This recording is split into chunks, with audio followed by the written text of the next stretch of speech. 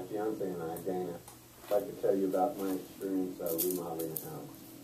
Recently, my fiance and I, Dana, we closed on a house in August.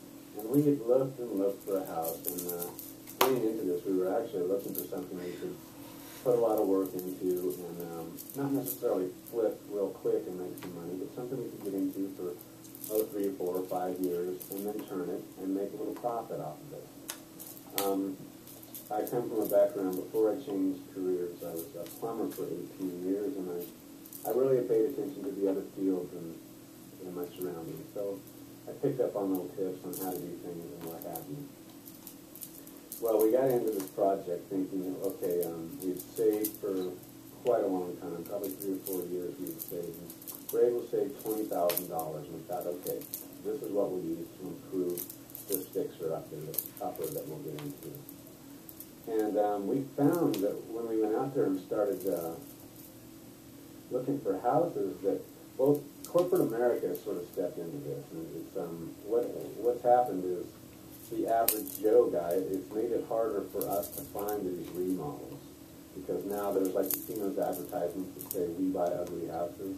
Well, they sort of got into the field, and so people like you and myself that are looking for a fixer-upper, the market's really tough out there because these guys have the capital to back it up and to, anyway, the competition's fierce. We got into this house, and we thought, okay, we've got X amount of dollars for this, and so much for this, and paint, and new sheetrock, and what have you.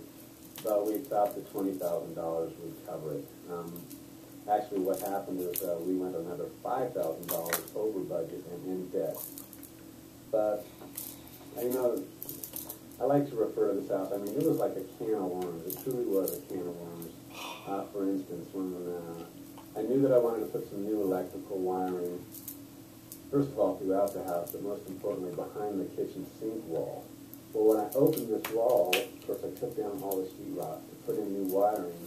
I found that the plumbing was not only out of date, but illegal. And I promise you, I swear, when I got into the crawl space and started taking this plumbing apart, I found a radiator hose attached to my kitchen sink.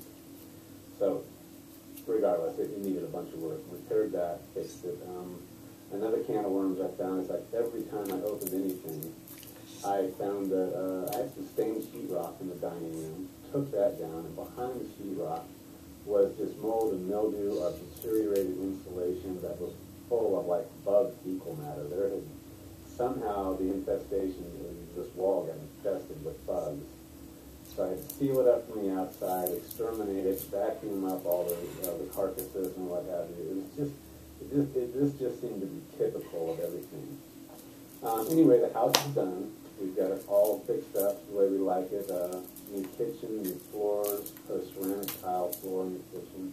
A lot of work, a lot of hard hours. And I was actually working full time, and we would go over and work on it after our work day.